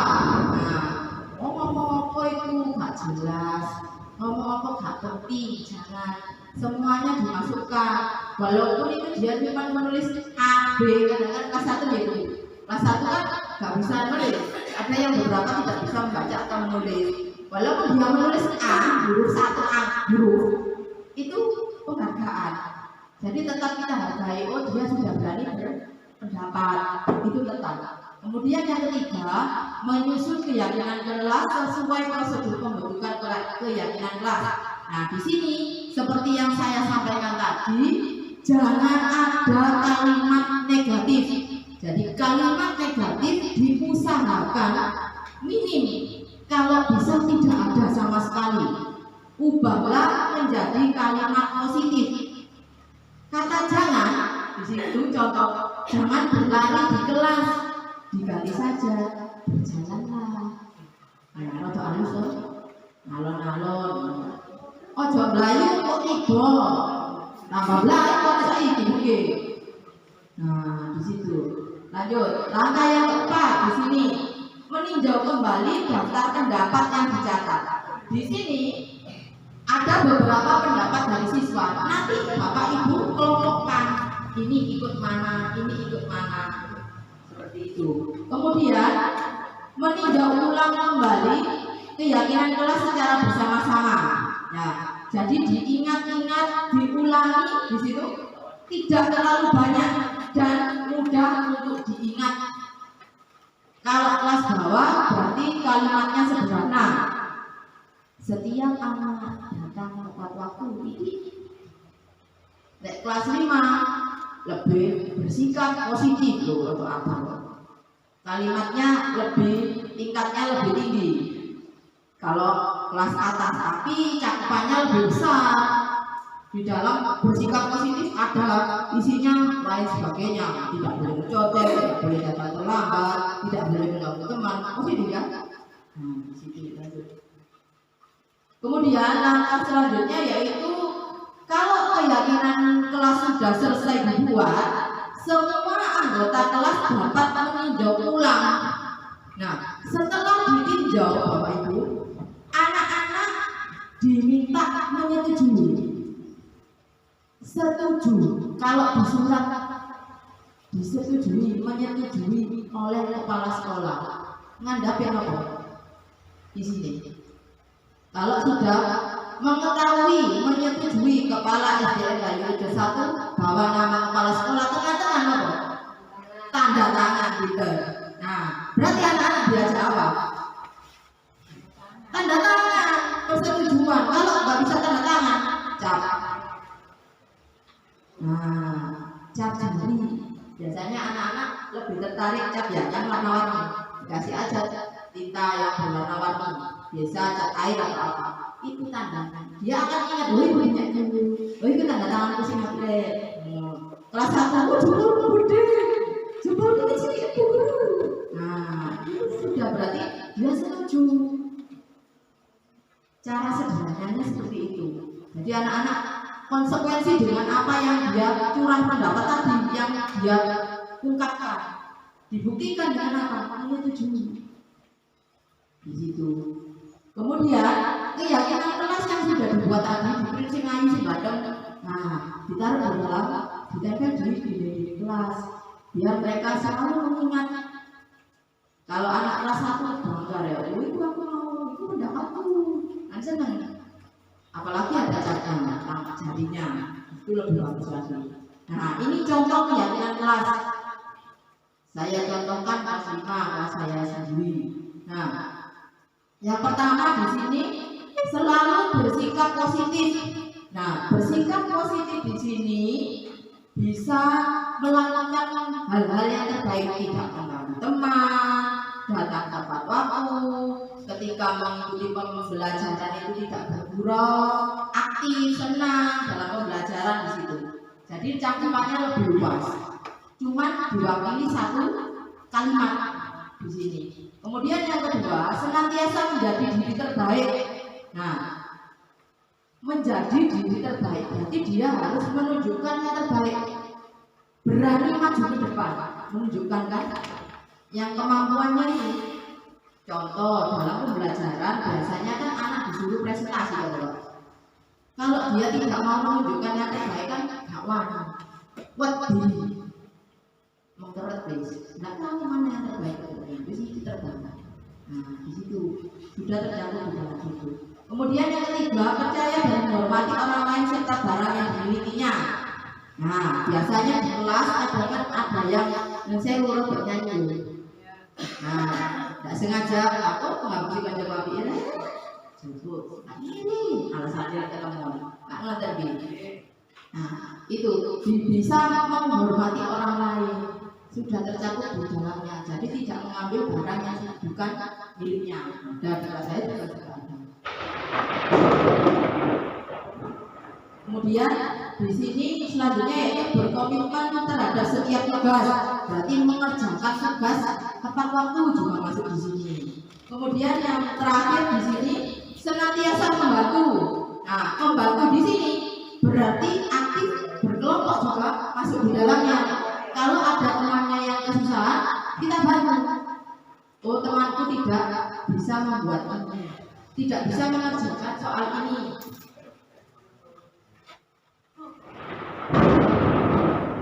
Itu bisa masuk ke dalam keyakinan kelas itu. Kemudian di sini selanjutnya yaitu keyakinan kelas untuk kelas 1. Jadi sifatnya lebih sederhana, kalimatnya lebih mudah dipahami. Jadi langsung setiap anggota kelas perlu belajar, perlu senang, kalian berlutut di guru kelas, perlu melakukan tugas, saling menghargai, perlu merasa aman. Nah, di sini sudah langsung terwakili jelas kalau di kelas 1, tapi jangan banyak. Sakno. Nah, terus selanjutnya keyakinan kelas di sini dalam menyusun kira-kira ada pertanyaan Bapak Ibu. Lanjut ya. Oke.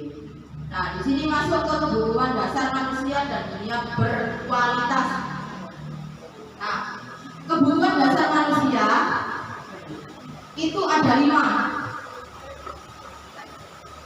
Mulai yang pertama bertahan hidup, berarti butuh apa?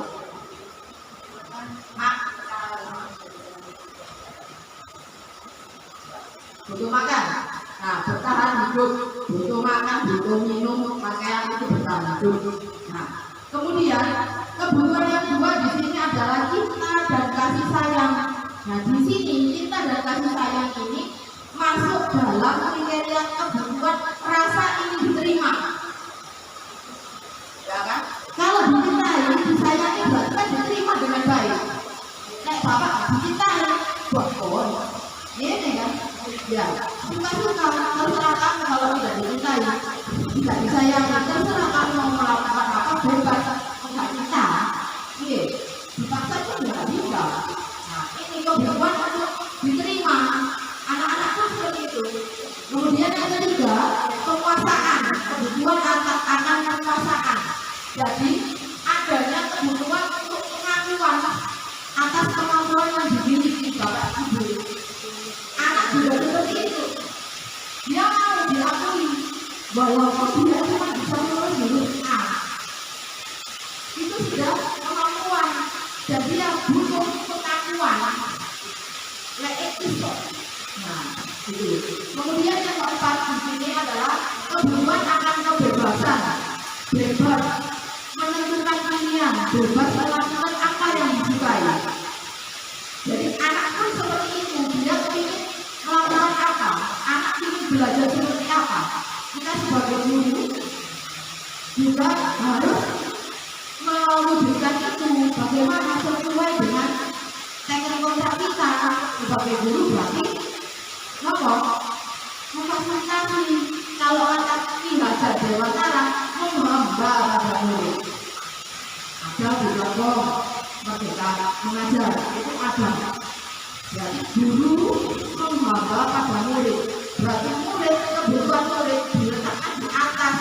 Guru memfasilitasi kebutuhannya itu bagaimana, terpenuhi apa tidak di sekolah di situ. Kemudian yang terakhir di situ adalah kebutuhan akan kesenangan. Jadi anak-anak butuh untuk merasa senang. Kalau di rumah tidak senang, di sekolah ya butuh senang sama, belajar harus senang. Kalau senang kan lebih lengkap, lebih mudah. Tertekan, kalau tertekan ya susah. Tidak tambah, tidak bisa menyerap jadi cuek. Kemudian lanjut ke posisi kontrol. Jadi di sini kalau di guru penggerak di sini dikatakan ada 5 posisi kontrol sebagai seorang guru. Nah, dimulai tadi seperti yang dijelaskan Pak Agus tadi, mulai dari hukum, pembuat merasa bersalah, teman, pemantau, dan yang terakhir tingkatannya paling tinggi adalah manajer. Nah ini yang perlu ditekankan di sini adalah yang terakhir. Bapak Ibu sekalian, di sini biasanya pada awalnya kita sebelum ya baru-baru ini mulai digemborkan tentang apa itu guru penggerak atau pembelajaran Ki Hajar Dewantara atau peraturan Merdeka Mengajar. Itu dulu-dulunya kita ketika menghadapi ada suatu masalah yang sudah muncul atau yang sudah dihadapi oleh anak didik kita hanya bertindak sebagai penghukum. Itu jelas sering, mulai dari saya tadi sudah jelas apa hukum, penghukum. Kalau gurunya itu biasanya katakan hukum ini. Nah di sini kalau penghukum ini biasanya muncul dengan kata-kata aja, rasakan, itu penghukum. Nah kalau penghukum di sini dampaknya di sini adalah mereka akan mengulangi kesalahannya lagi, bukan menimbulkan efek jerah seperti itu. Kemudian yang kedua di sini membuat rasa bersalah. Guru seolah-olah menjadi pihak yang tertindas. Ya, jadi itu kan ada katanya berceramah dan mengatakan seharusnya kamu tadi nggak seperti itu. Kayak tertindas gurunya. Anak ketika melihat itu cuma jawabnya maaf ya Bu, saya nggak gitu lagi. Aneh. Cuma gitu saja, bersama guru kelas. Dibilangkan sampai yang itu. Nah ujungnya anak cuma akan merasa rendah diri, izin. Kan disampaikan gurunya. Hasilnya dia akan menyembunyikan, menyangkal, berbohong. Nanti guru kita bilang dia tidak mau jujur di situ, di tempat rasa membuat rasa bersalah. Kemudian di sini yang agak positif ya, di sini sebagai teman atau pemantau dan pemantau. Kalau teman berarti guru itu bertindak seolah-olah menjadi teman anak. Dulu kan kayak enak ya, ngomong sama teman ketika kita berbuat salah kayak curhat kan lebih terbuka. Nah, tapi ada sisi negatifnya dari situ. Anak menjadi lemah di sini, tidak mandiri, tidak bergantung. Salahnya loh, nanti aku dulu kan seperti temanku, kayak sahabatku. Itu anak manjalah, tidak bisa mandiri. Kemudian yang selanjutnya disuruh memantau. Guru bertindak hanya menghukum dan mengukur. Apa peraturannya? Masih ingat nggak peraturannya? Kan seperti itu. Dampaknya ke murid, dia akan menitik beratkan pada sanksi. Kalau gurunya loman, ya dikasih hadiah. Cuma itu saja alasannya anak. kalau aku mengerjakan tugas dengan baik, cuma dapat bintang dari sini. Nggak usah marah, kalau bintang apa? Karena ada yang seperti itu. Ya, bintang emas, sebenarnya mau dulu. Nah, jadi kan ada yang dari tanda kutip, berarti alasan. Dia cuma itu saja. Nah, sekarang yang diubah-ubahkan yang kita diharapkan menuju ke sana dalam menyelesaikan atau mengontrol diri anak, diri siswa di sekolah itu adalah bertindak sebagai manajer. Manajer di sini berbeda dengan manajer yang ada di perusahaan. Manajer di sini, bapak ibu diminta untuk mengajak anak, mengevaluasi diri anak, menghargai diri anak.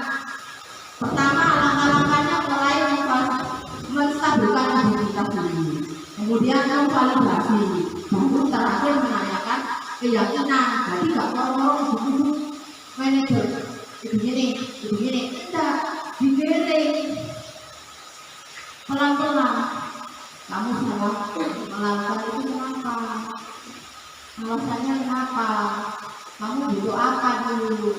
Masih ingat gak keyakinan kelasmu? Jadi dibawa ke sana, digiring perlahan. Jadi anak tidak terasa, secara tidak langsung tidak terasa masuk ke restitusi. Itu, jadi hubungannya ke situ, giringnya perlahan, tidak terasa, dia tidak merasa tersakiti. Kemudian, nah ini contoh salah satunya. Kalau ada pernyataan, saya kecewa sekali dengan kamu, kecewa, melas, jadi itu apa? Membuat rasa bersalah. Kemudian di yang terakhir, kamu selalu yang paling terakhir. Menjelaskan langsung, kamu bodoh sendiri di sekolah. Loh kan, sekolah tidak bisa baca, bodoh sendiri. Mandes bapak ibu. Kita kan tidak tahu nanti anak rezekinya di mana. Kadang kan, ya mohon maaf, yang biasa-biasa dan tidak nampak bukti sukses, kita biasa-biasa. Nah kan nggak pasti kan. Kadang ya yang menentukan nasibnya bukan kita. Jadi ya, sebaiknya tidak dikatakan memberikan perkataan yang negatif kasar langsung kamu bodoh. Ajaklah anak itu berubah menjadi lebih sukses. Ubahlah kata bodoh itu menjadi kamu istimewa. Boleh seperti itu. Ya kan istimewa, iya pak. Alisan nih, nggak tadi. Nah lanjut.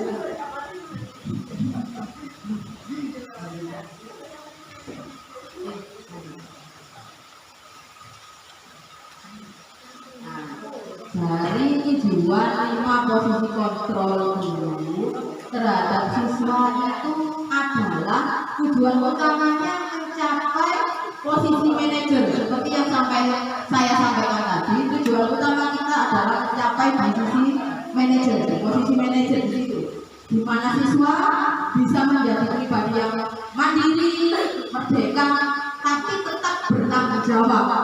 Ya, atas segala sesuatu yang dilakukan, baik perilaku, sikap, perbuatan, perkataan, itu dia harus bertanggung jawab. Yang akhirnya nanti dapat menciptakan lingkungan yang positif, seperti yang disampaikan tadi, seperti judul, kemudian aman, dan terakhir adalah nyaman. Kalau sudah positif, aman, dan nyaman, senang belajar. Pembelajaran tujuannya akan mencapai pembelajaran yang bermakna, awet, melekat pada diri peserta didik seperti itu. Nah di sini peraturan menata konsekuensi atau hadiah dan sebelahnya nilai manajer dan memperbaiki. Kalau di sini kata-kata di sini, kalau kamu tidak titik-titik saya akan, berarti termasuk hukuman, penghukum. Nah, nyaman tidak kalau bapak ibu sekalian di posisi seperti ini? Enggak nyaman. Jadi itu termasuk hukuman. Kalau posisi manajer dibalik, nah apa yang kamu ya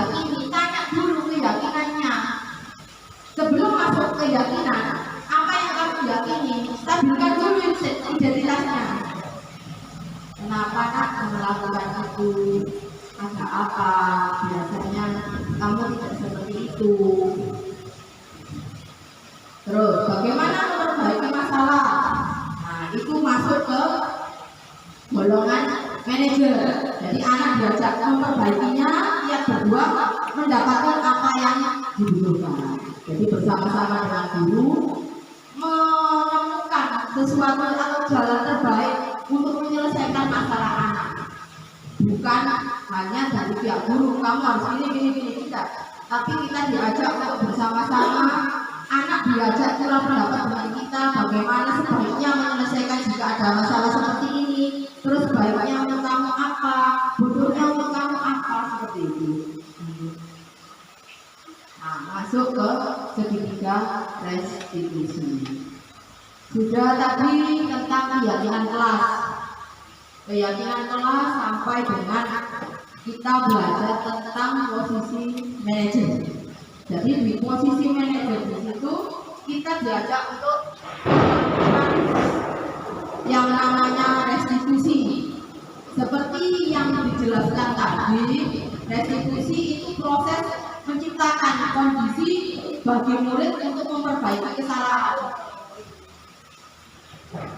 Sehingga mereka bisa kembali ke kelompok mereka dengan karakter yang lebih kuat tanpa menjatuhkan anak. Kemudian restitusi juga melakukan proses kolaborasi di mana yang mengajarkan murid untuk mencari solusi untuk masalahnya.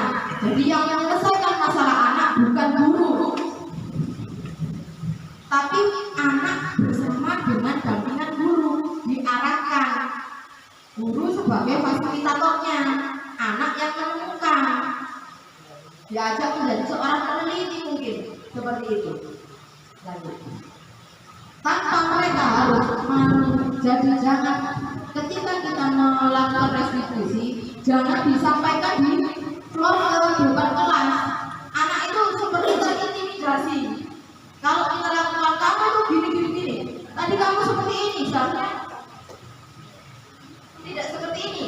Nah, malu. Ajaklah sendiri. Ketika jam kosong istirahat, diajak kenapa seperti itu, alasannya kenapa, masih ingat gak keyakinannya. Jadi pulang seperti itu. Nah, ini ada ciri-ciri dari restitusi dalam membedakan dengan program disiplin. Nah, restitusi itu bukan untuk menebus kesalahan, tapi anak diajak untuk belajar dari kesalahan tersebut, bukan tawaran, bukan juga paksaan. Nah, kemudian di sini restitusi juga menuntut anak untuk melihat ke dalam dirinya, salahnya di mana, bagaimana pembetulannya seperti itu. Kemudian fokusnya itu pada solusi dan prinsipnya adalah menguatkan, bukan melemahkan. Di situ. Nah, di sini ada segitiga restitusi. Seperti yang saya sampaikan tadi, jadi urutan dari restitusi tadi atau menjadi seorang manajer tadi, urutannya adalah nilai yang bawah sini. Menstabilkan identitas. Semua orang pasti melakukan kesalahan, pernah melakukan kesalahan. Begitu pula dengan anak. Kita stabilkan dulu identitasnya. Kamu tidak apa-apa melakukan kesalahan. Semua orang juga pernah. Nah, dari kesalahan itu ayo kita bawa ke yang lebih baik. Di situ kamu bukan satu-satunya yang pernah melakukan ini. Itu kata-kata di stabilitas identitas. Kemudian yang kedua yaitu memvalidasi kebutuhan. Nah, memvalidasi bisa dengan cara kamu tentu punya alasan mengapa melakukan hal tersebut. Adakah cara efektif untuk mendapatkan apa yang kamu butuhkan selain dari tindakan kamu tadi? Kita arahkan mencari tindakan lain yang lebih baik. Itu termasuk memvalidasi. Kemudian yang terakhir di sini yaitu menanyakan keyakinan. Seperti yang sudah saya sampaikan tadi, menanyakan keyakinan ini ditanya anak, nilai-nilai apa yang telah kita sepakati, Masih ingat nggak kesepakatan kelas yang kita buat? Kamu mau jadi orang seperti apa? Itu masuk ke menanyakan keyakinan.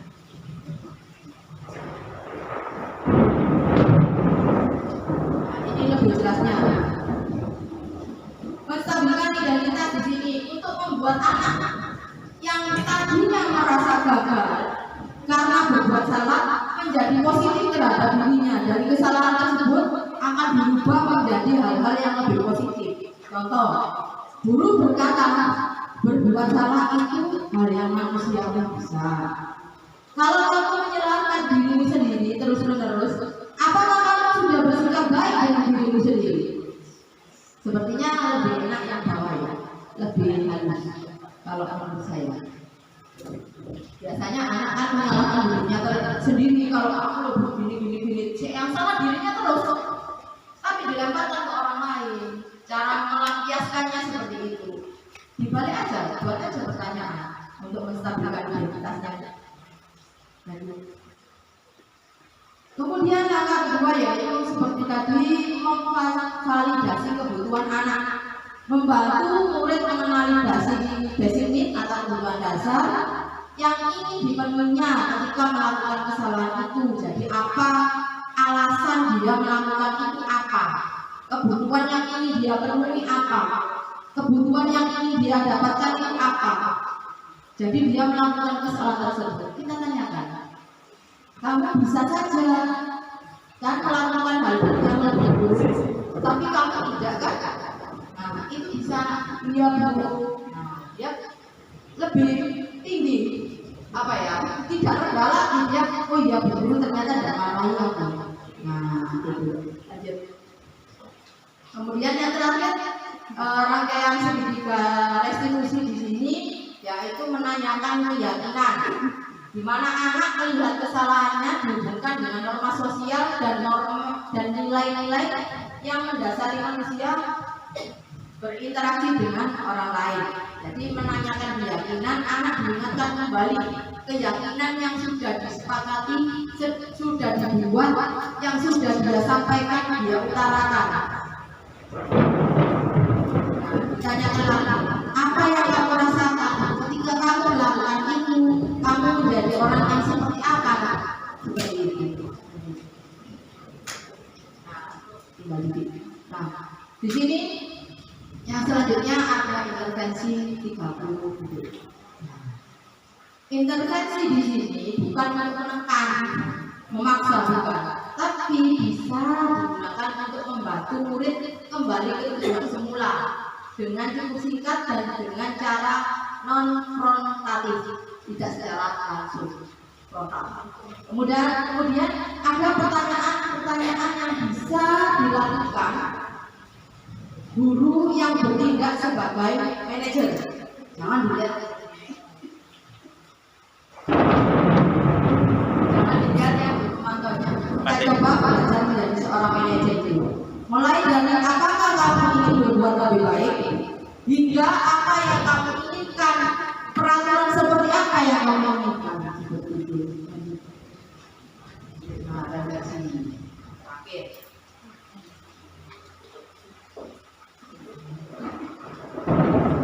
Nah, ini saya ada dua pertanyaan dari Bapak Ibu. Hal baru apa yang mengubah paradigma saya yang saya dapatkan dari kegiatan ini? Ada yang bisa maju menyampaikan satu saja. Perubahan apa yang Anda dapatkan? Dulu saya menghukum, sekarang saya ingin berubah menjadi manajer. Seperti itu bisa? Monggo. Mungkin satu saja bisa mewakili. Monggo. Iya, bisa. Monggo, Bu. Ayo. Kita di sini tidak apa-apa. Monggo, tidak apa-apa. Ya, terima kasih waktunya. Sebenarnya banyak sekali yang sedang saya di sini. Sebenarnya bukan hal baru sebenarnya. Mulai dari Jatiwantara sebelum kita ngajar pun, sebelum beberapa misalnya orang di kesempatan itu sebenarnya diseminasi budaya positif itu sudah seharusnya dikenal. Akan tetapi kembali ke struktur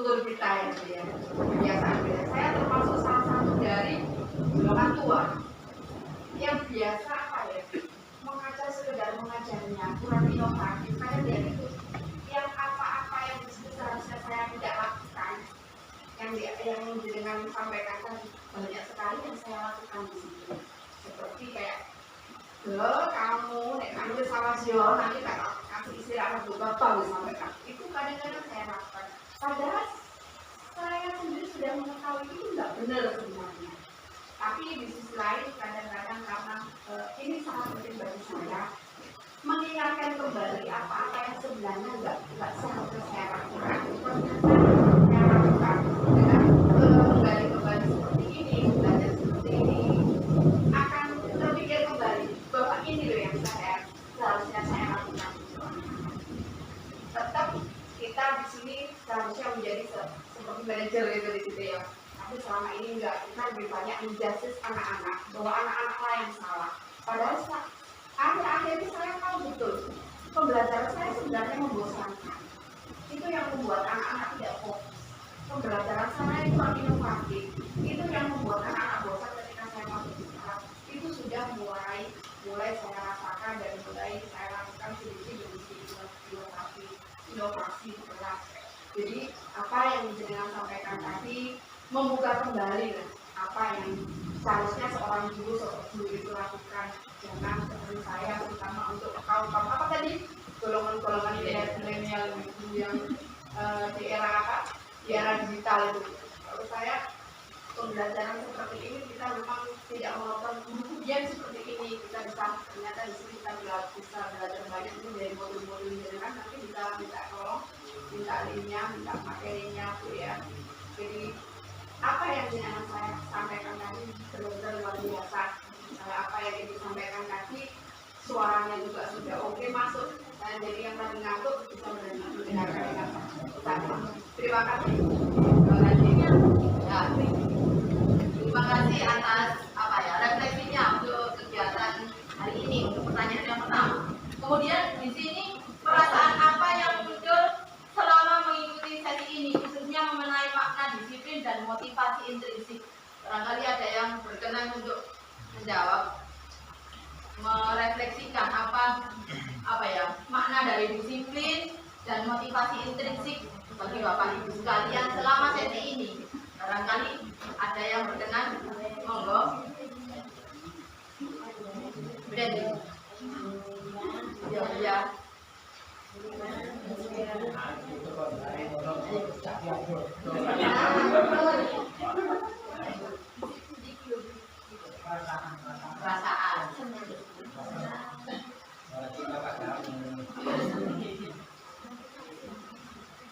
Perasaan. Perasaan yang yang diberikan di sini dari pertanyaan yang kedua itu perasaan apa yang mulai makna di sini untuk bahasa Inggris.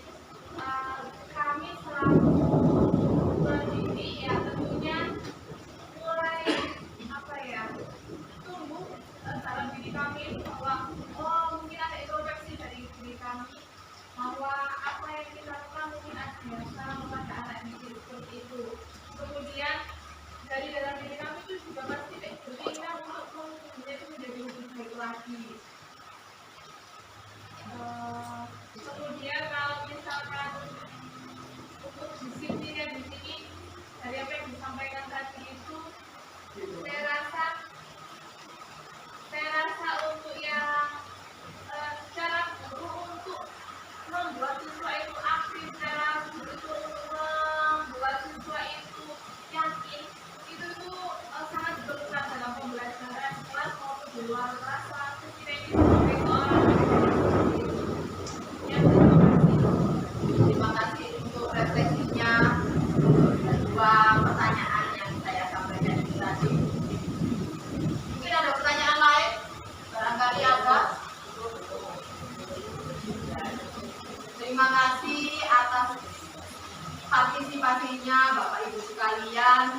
Terima kasih atas kedatangannya. Mohon maaf atas merepoti panjenengan semua untuk kegiatan kami berdua. Jadi ya saling berbagi ilmu nih Bapak Ibu. Nanti saya bersedia, barangkali Bapak Ibu pastinya harus berikutnya maju bagian saya yang di audiennya.